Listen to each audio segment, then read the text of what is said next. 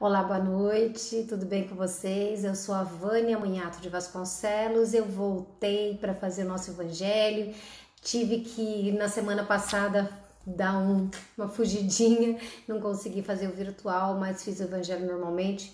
Não me quis, não, mentira minha, não consegui fazer o evangelho, gente. Às vezes acontece isso, né? Estava com gente em casa e no fim das contas a gente foi falando de assuntos cada vez mais sérios e engraçado, porque mesmo sendo assuntos que não eram do evangelho no lar, acabei fazendo um evangelho através de um diálogo de conversa em família. Foi bastante bom. Mas eu não recomendo que a gente fale no evangelho não. Eu tive que admitir para vocês que eu falei que ia fazer e não fiz. Não deu tempo mesmo. Mas a gente tem que sempre estar com os nossos compromissos marcados com a espiritualidade amiga, cumprindo o nosso evangelho. Então, me redimo aqui com vocês pela falha da semana passada, né? Com os espíritos já procurei me redimir com os bons amigos da espiritualidade para que a gente continue sempre fazendo o nosso trabalho aqui. Hoje eu estou aqui, então, para fazer o nosso evangelho, nosso estudo da semana. Escolhi um tema que eu acho que é bastante importante. Eu sempre digo, né? Todos os temas aqui do nosso evangelho são importantes. Às vezes eu tenho vontade de repetir alguns porque são os meus temas preferidos. E achei por bem que a gente falasse sobre esse capítulo 27, que chama o capítulo Pedi e Obtereis, falar especificamente da prece pelos mortos, ou seja, pelos desencarnados, né? E pelos espíritos sofredores, tá bom? Antes de nós começarmos nosso evangelho, vamos fazer a nossa prece, agradecendo a Deus pela oportunidade de nos reunirmos em seu nome. Vamos então relaxando, nos posicionando da forma melhor, mais adequada, mais confortável, para que o nosso corpo não nos incomode, deixando a nossa mente seguir na direção das nossas palavras, dos nossos sentimentos, nos auxiliando na conexão com o nosso Pai Maior. E assim nós dizemos a Deus muito obrigado, Senhor, pela nossa encarnação, por essa oportunidade bendita da vida, cheia de experiências, altamente educativa, que nos ensina a ser pessoas melhores, a nos aprimorarmos naquilo que já estamos adquirindo de virtudes e a transformarmos as nossas imperfeições em qualidades. Que o Senhor Jesus esteja conosco nessa reunião de hoje, nos inspirando, nos assistindo, nos auxiliando em tudo aquilo que pudermos e devemos aprender. Através de quem? Da presença amiga do nosso mentor, dos nossos anjos de guardas, esses amigos da espiritualidade que simpatizam conosco e que são muitas vezes os nossos espíritos familiares, amigos que deixamos do outro lado da vida, que sintonizados numa só boa vibração, sincronizados num só sentimento de desejo de orar, de vibrar e de aprender através do estudo, nós possamos estar envolvidos, ser envolvidos por um gostoso abraço dos bons espíritos que nos ajudam a deixar o peso do dia, o peso da vida que muitas vezes nós experimentamos, de forma a realmente poder recepcionar o carinho deles e as intuições e as inspirações. De minha parte, eu digo que já estou sentindo a presença dos bons amigos aqui, porque quando eu não estou 100%, eles me dão uns toquezinhos e hoje eu não estava muito 100%, mas graças a Deus eu sei que estamos bem acompanhados nesta noite, tá bem? Vamos então começar os nossos estudos, porque o texto é um pouquinho mais comprido e eu quero ler com calma. Quero atender, né, as partes importantes daqui para que a gente consiga analisar. Então vamos lá, gente. Pedi e obtereis, capítulo 27, itens 18 a 21. Iniciando lá.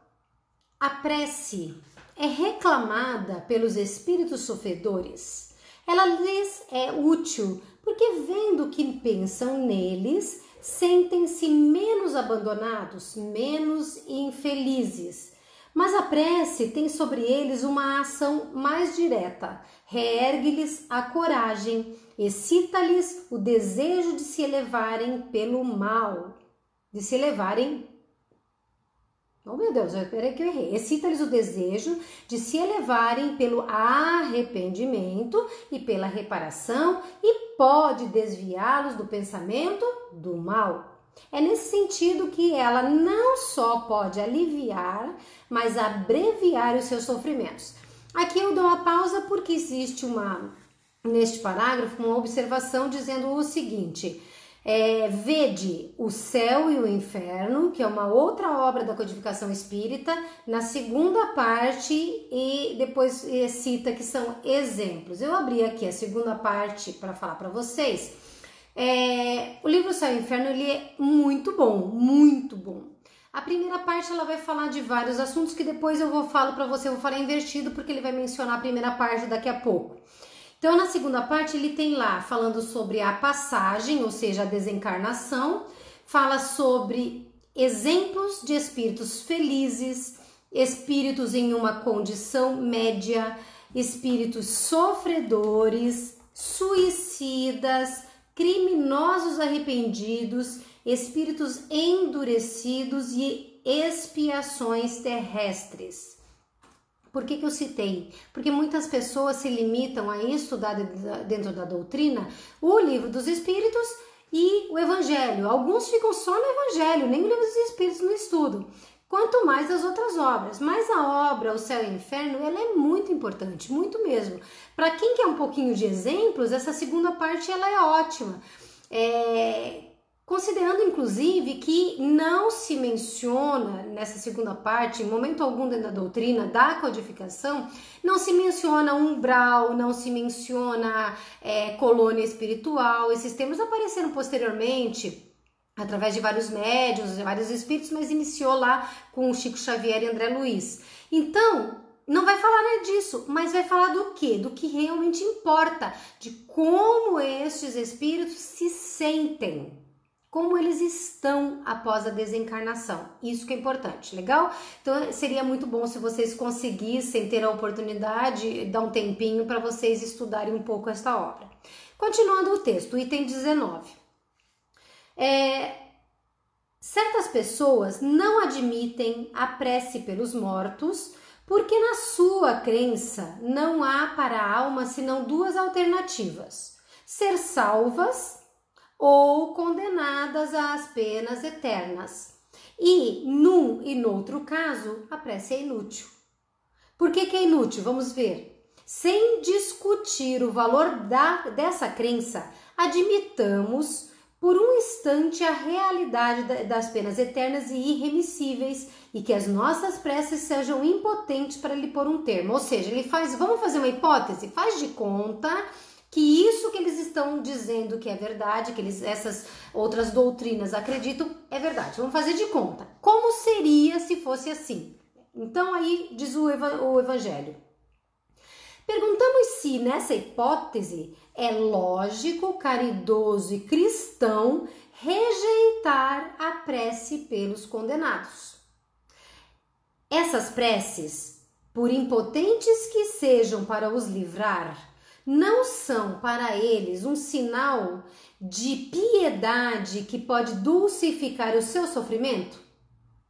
Sobre a terra, quando um homem é condenado perpetuamente, no caso mesmo que ele não tenha nenhuma esperança de obter graça, é proibido que uma pessoa caridosa ir sustentar suas correntes para aliviar o peso? A gente não visita, né, os nossos entes queridos que eventualmente estejam em condições de carceragem?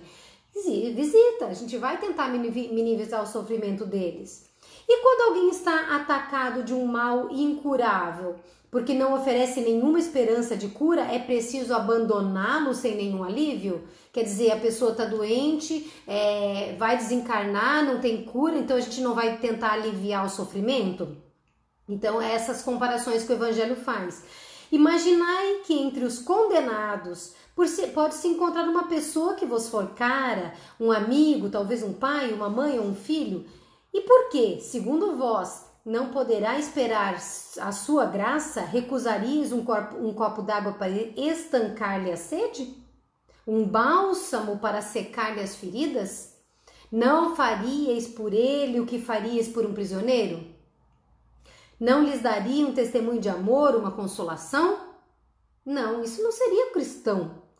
Uma crença que resseca o coração não pode se aliar com a de um Deus que coloca em primeiro lugar entre os deveres o amor ao próximo. Então ele pega e começa dizendo lá no primeiro parágrafo que os próprios espíritos sofredores pedem preces, reclamam preces, e que quando eles oram por eles, no mínimo eles vão se sentir não abandonados, vão se sentir menos infelizes porque alguém pensa neles com carinho, e que além disso, diz lá, citando o Céu e o Inferno, com o conselho, né, para o estudo da obra Céu e Inferno, vai falar que reergue a coragem, excita o desejo de se elevarem e até se arrependerem, pedirem reparação e desviar do pensamento do mal. Tudo bem? Aí na segunda parte menciona essas doutrinas, esse segundo parágrafo menciona essas doutrinas que fazem com que as pessoas pensem ou vai para o céu ou vai para o inferno, e todos dois são para sempre, não tem discussão.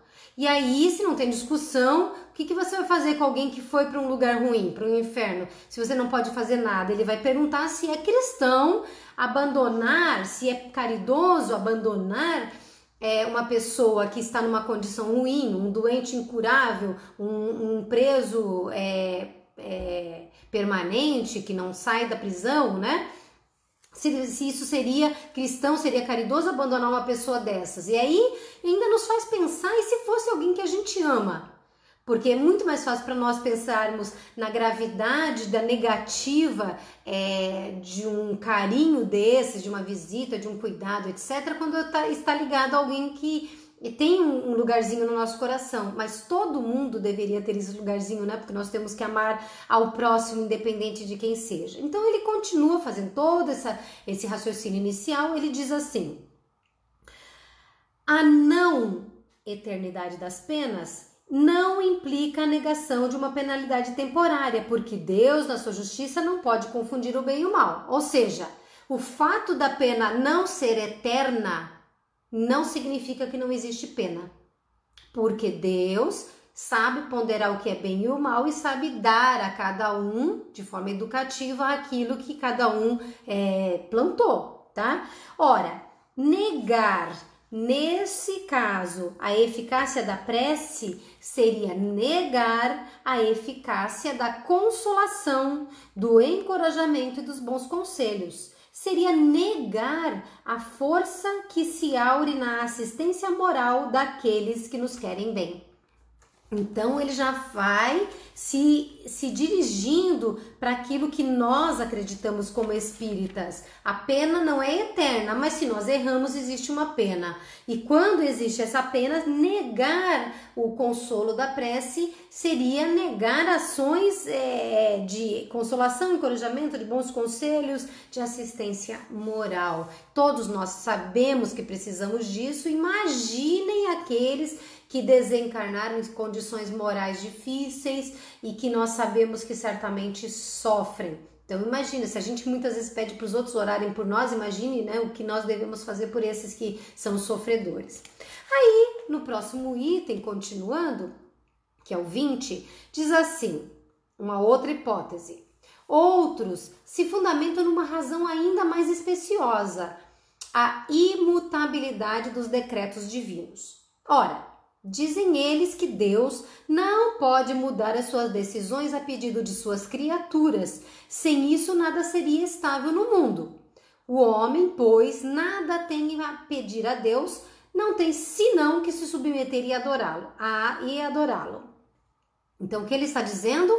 Ora, Deus não vai mudar a decisão dele, a lei dele, porque eu, ou fulano, ou beltrano, rezou para ajudar alguém, para acabar com a pena de alguém, para eliminar o problema de alguém. Ah, a pessoa está doente para curar, e aí será que Deus vai mudar todos os desígnios dele, as leis dele, porque eu estou pedindo, porque alguém está pedindo? Então, se é imutável por uma questão de estabilidade que existe no universo, se tudo vai ser como Deus planejou através das suas leis, então para que eu vou rezar? Então eu só vou me submeter à vontade de Deus, é o que ele está dizendo aqui, né? Que seria o entendimento das pessoas, e adorar a Deus. Então seria louvar e se submeter.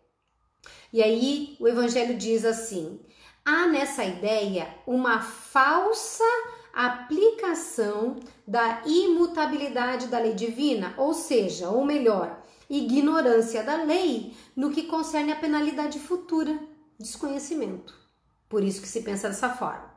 Essa lei é revelada pelos Espíritos do Senhor hoje, que o homem está maduro para compreender o que, na fé, está conforme ou contrário aos atributos divinos. Então, antigamente não se sabia disso, mas hoje a gente já sabe, porque amadurecemos e nos tornamos mais capazes, não só moral, mas também intelectualmente. Segundo o dogma da eternidade absoluta das penas, o que é o dogma? Uma verdade, entre aspas, indiscutível. Não se discute, é eterno e eterno e acabou e você não tem que discutir. Ao culpado não se tem em conta os seus remorsos ou seus arrependimentos. Para ele, todo o desejo de se melhorar é supérfluo e está condenado a permanecer perpetuamente no mal. Veja. Se a pena é eterna e o mal foi punido, ou aquele que foi mal foi punido, foi lá para o inferno, não importa se ele canse de ser mal, não importa se ele cansa de sofrer, é mal, o arrependimento não muda nada, é isso que ele está dizendo. Se está condenado por um tempo determinado, então já daqui ele está fazendo uma outra hipótese, está condenado por um tempo X, tá? A pena cessará quando esse tempo tiver acabado, expirado. Mas quem diz então que ele terá mudado para melhores sentimentos? Quem diz que, a exemplo de muitos condenados na terra, na sua saída da prisão, não será tão mal quanto antes? Então, numa hipótese, o espírito melhora, mas é uma pena eterna, não tem o que fazer. No outro caso, a pena seria por um X de tempo. Decidiu que vai pagar essa pena por, sei lá, 500 anos. Não vai acabar antes, mas também não fica depois. Só que se nesse período o espírito não se arrependeu, continua sendo mal, o que acontece? No primeiro caso, seria manter na dor do castigo um homem que retornou ao bem. No segundo, agraciar aquele que permaneceu culpado. Um você beneficia sem merecer, o outro você não beneficia apesar de merecer. A lei de Deus é mais previdente que essa, sempre justa, equitativa e misericordiosa. Ela não fixa nenhuma duração à pena, qualquer que seja. Ela se resume assim, item 21. Ele vai falar como é que se resume essa pena de Deus pela lei de causa e efeito, qual é a punição, o tempo de punição. Vamos lá. O homem suporta sempre a consequência das suas faltas. Não há uma só infração à lei de Deus que não tenha punição. 2. A severidade do castigo. Quanto é de severo esse castigo é proporcional à gravidade da falta.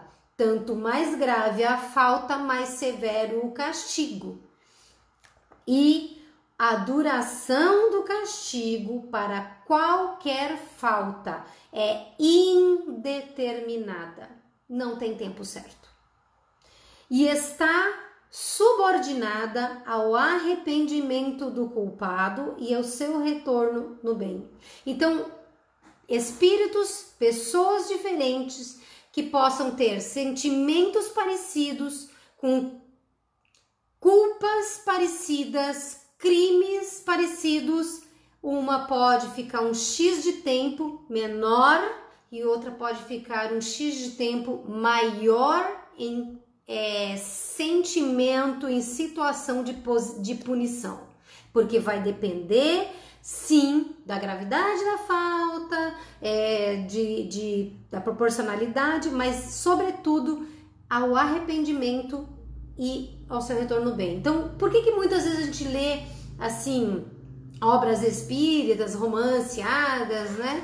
Que tem que ver que existe um pouco de floreio, né? Um pouco do médium também em muitas histórias, mas é legal para a gente poder fazer um raciocínio. Quantas vezes falam assim, aquele espírito estava lá no umbral, ele foi tão malzinho lá na vida, e ele desencarnou, ele foi lá e se uniu a um grupo de outros espíritos malvadões, né? Malvadões e malvadinhos, alguns subordinados aos malvadões, outros, bom, enfim, estão lá. De repente dá aquele cansaço, aquela dor, aquele sofrimento, aquela angústia. É quando, neste momento, nestas obras, menciona-se que espíritos bondosos que trabalham lá nesses lugares mais negativos, nessas regiões umbralinas, vão lá e recolhem aquele sofredor.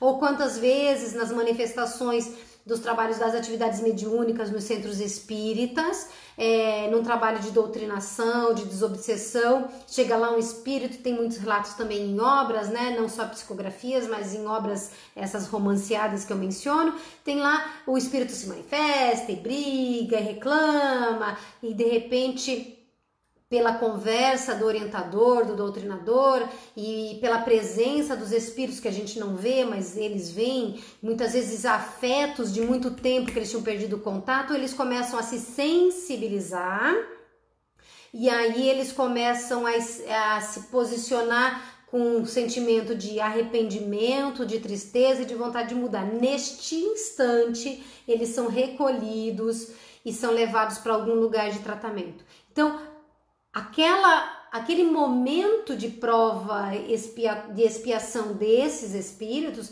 poderia continuar, mas a partir do instante que eles tiveram arrependimento sincero, que eles mudaram honestamente de posicionamento interno a respeito da vida e da sua própria existência, eles são auxiliados, tá? Por isso que o Espiritismo, inclusive, em outros momentos da obra, ele menciona que a gente não deve antecipar a morte por nenhum meio, assim, dentro de uma vida, por exemplo, a eutanásia, vamos ser mais específicos, porque 1 minuto de arrependimento que essa pessoa tenha antes de desencarnar pode mudar todo o futuro espiritual dela, tá?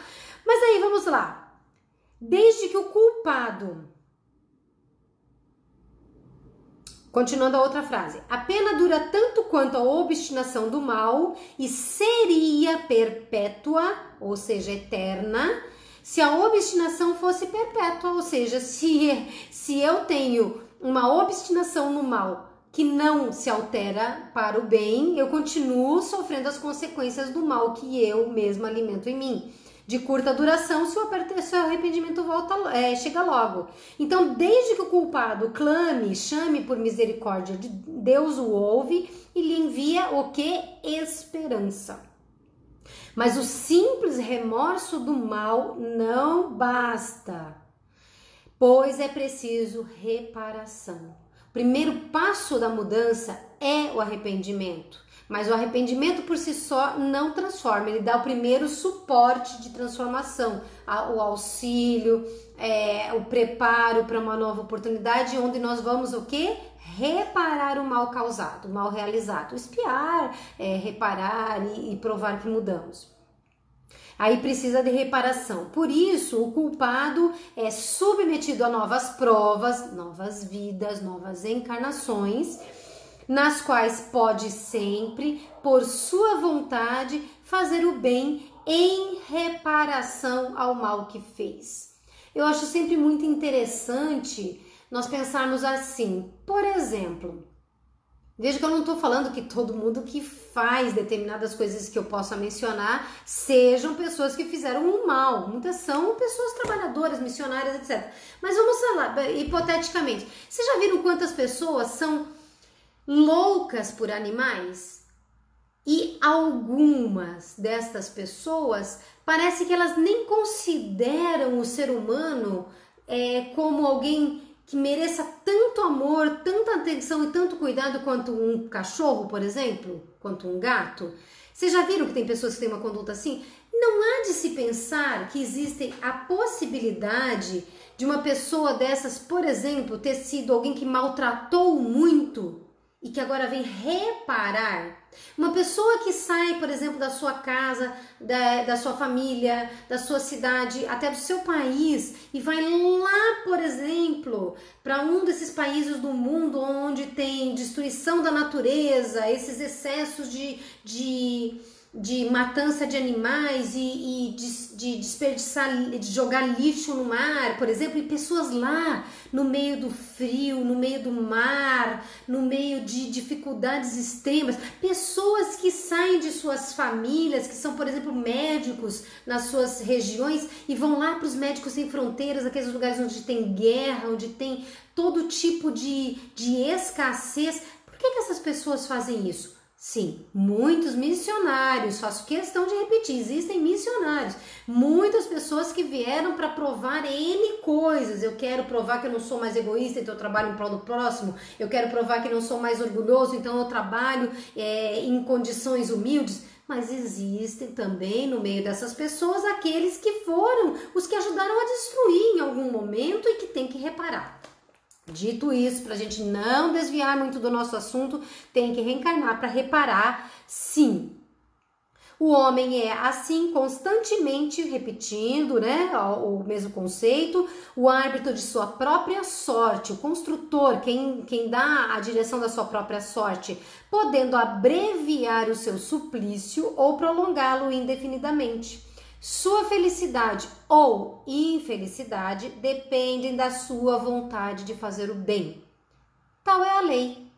Lei imutável e conforme a bondade e a justiça de Deus. Aí vocês vão me perguntar, ué, mas tudo bem, eu entendi, tá explicando todos esses aspectos sobre a questão do arrependimento, da gente ter o tempo de sofrimento, falou lá sobre os outros conceitos doutrinários de outras religiões, da imutabilidade ou do tempo fixo, e aí vem e o Espiritismo diz não tem tempo fixo, não é imutável, não é fixo, porque depende de nós, do nosso arrependimento, da nossa vontade de reparar. Beleza. E onde é que tá a prece, Vânia? Porque o título é da prece pelos mortos e pelos espíritos sofredores. E aí o Evangelho explica, de acordo com todos esses conceitos aqui, assim: o espírito culpado e infeliz, assim, pode sempre salvar-se a si mesmo. A lei de Deus lhe diz que em que condições ele pode fazê-lo, em que condições eu posso me salvar. Frequentemente, o que lhe falta é a vontade, a força, a coragem. Se, por nossas preces, nós lhes inspirarmos essa vontade, se os sustentarmos e encorajarmos, se por nossos conselhos nós lhe damos as luzes que lhes faltam, ao invés de solicitar a Deus a derrogação das suas leis,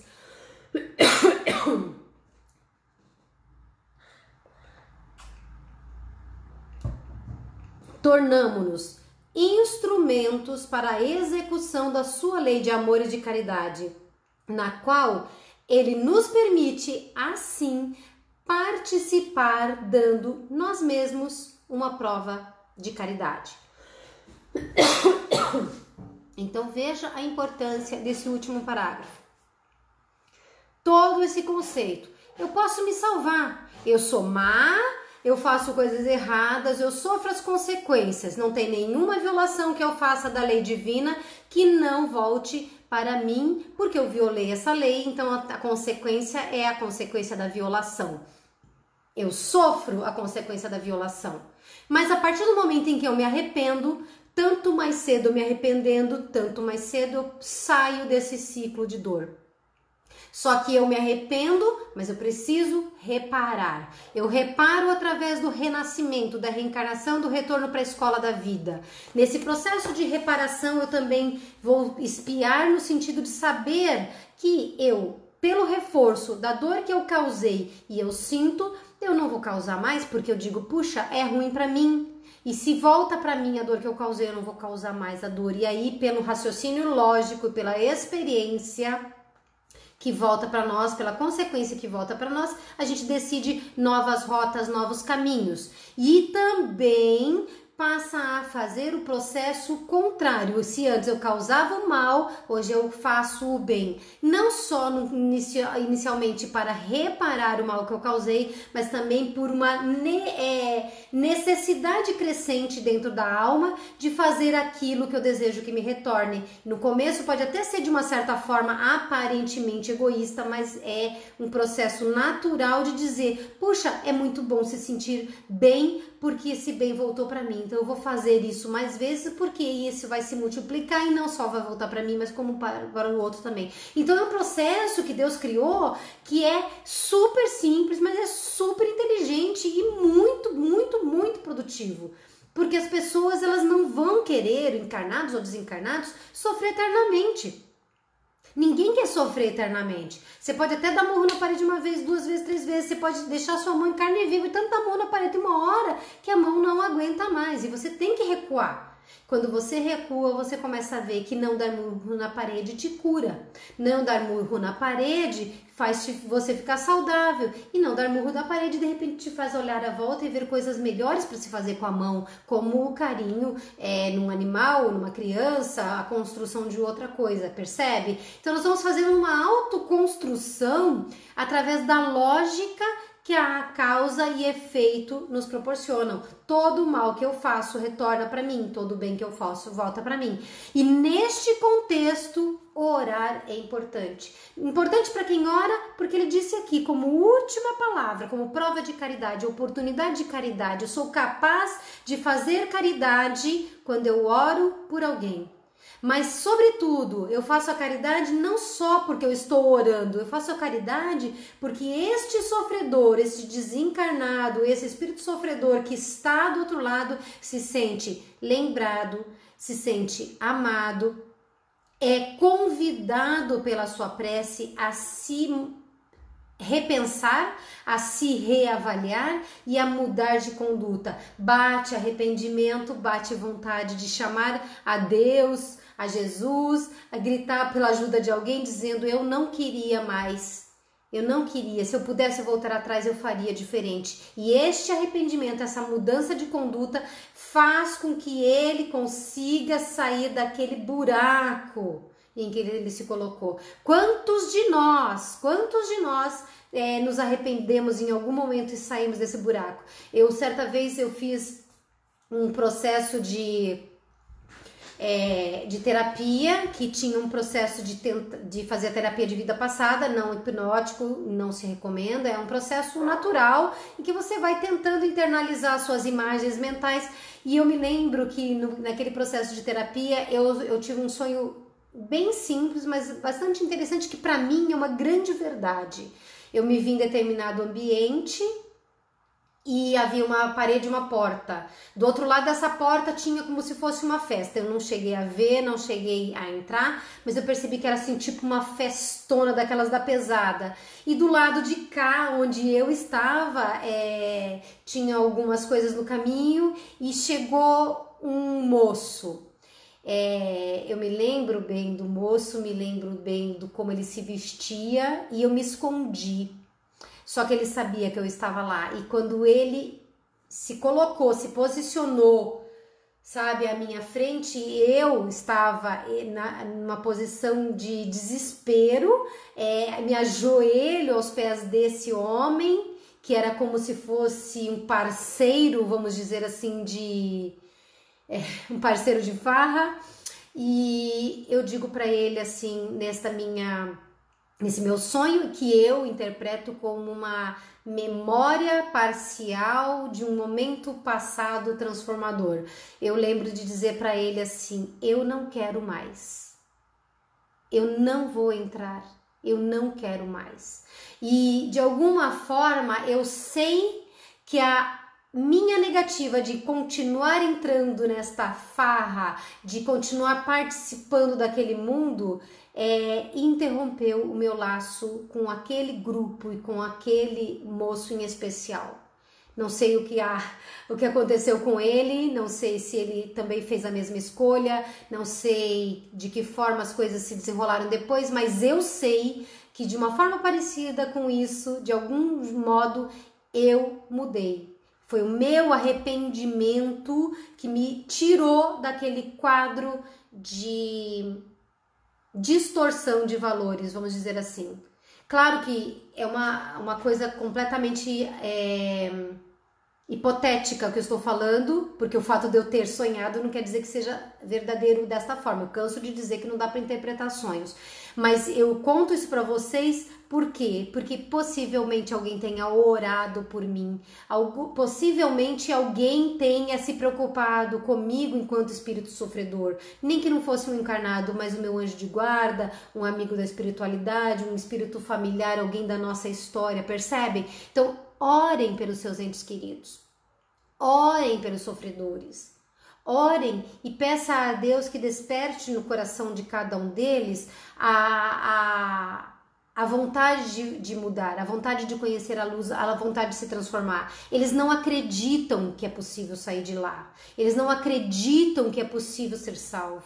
Eles acreditam de uma forma, porque faz parte da punição, vamos dizer assim, não ter visão de quanto tempo falta para acabar aquilo. Então, é muito importante que a gente ore por esses espíritos, porque a caridade que nós fazemos, óbvio que volta para nós, mas o que nós fazemos por eles é muito mais porque eles se transformam muitas vezes com esse empurrão que a gente dá através da prece. Então, eu achei importante falar sobre isso dentro do Evangelho nessa noite para que a gente não deixe de orar, gente. Tem muito sofredor aqui, tem muitas pessoas adoecidas espiritualmente, muitas pessoas naquele processo de escolher entre o bem e o mal, mas deixando os seus maus impulsos ainda despertarem. E nós estamos num momento importantíssimo do nosso planeta, do nosso país e da nossa existência. A gente não pode perder o rumo de fazer as coisas certas e pedir socorro sempre na prece. É esse o meu convite dessa noite.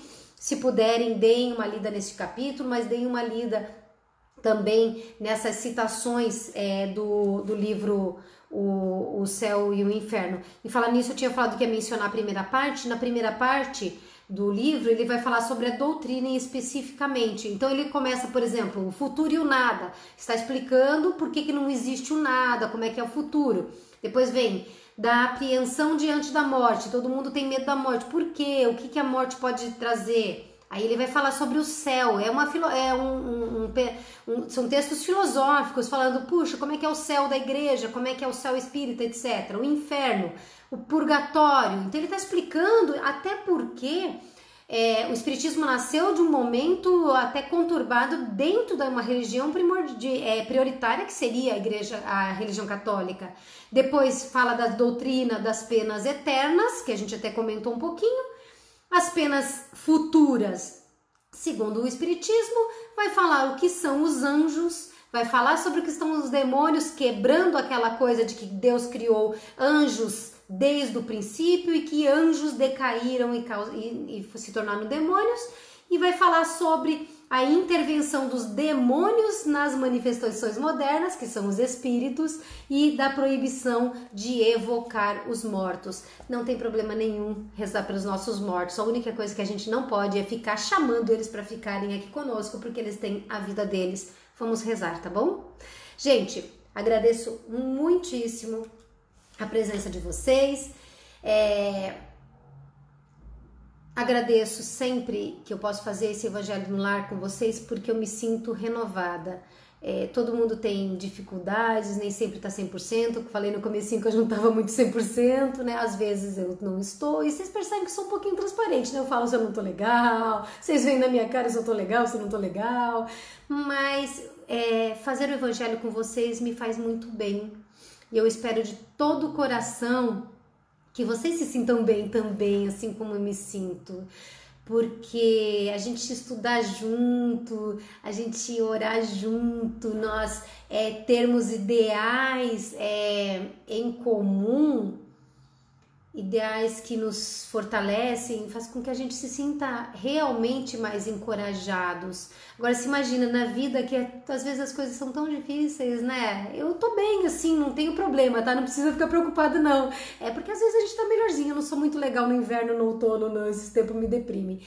Mas o que eu quero dizer é que às vezes a gente precisa sentir que alguém se importa com a gente, e eu sinto que estar com vocês nesse momento faz com que não só vocês se importem comigo, vocês se sintam importantes para mim, mas sobretudo que Deus e Jesus e os nossos anjos de guarda estão se importando conosco. Isso é muito legal, a gente se sente realmente mais encorajado e mais fortalecido. É esse o meu recado. Eu peço a Deus profundamente que apare vocês na sua semana. Eu não tenho feito a vibração daquele jeitinho que eu fazia bem no começo, mas não se preocupem, deixem sempre os nominhos das pessoas aí do lado. Os anjos de guarda nossos amigos fazem as vibrações pelos nossos amigos, todos os nossos sentimentos pelo planeta, pelas pessoas, tudo isso Deus lê, e a gente está pedindo, Senhor, atende a todas as nossas necessidades, atende a todos os nossos pedidos, e a gente pode pedir sim, mas a gente agradece e a gente louva a tua grandeza, o teu amor por nós. Que Deus abençoe, que Jesus proteja, que vocês tenham uma semana de muita paz, de muita luz. Para quem gosta de curtir família agora na Páscoa, quem gosta de fazer os seus eventos, que vocês curtam muito esses momentos de provar que o amor existe, tá bom? Um abraço grandão, fortão, um grande beijo. Se Deus quiser, volto daqui a 15 dias para estar com vocês. Beijo, gente! Tchau!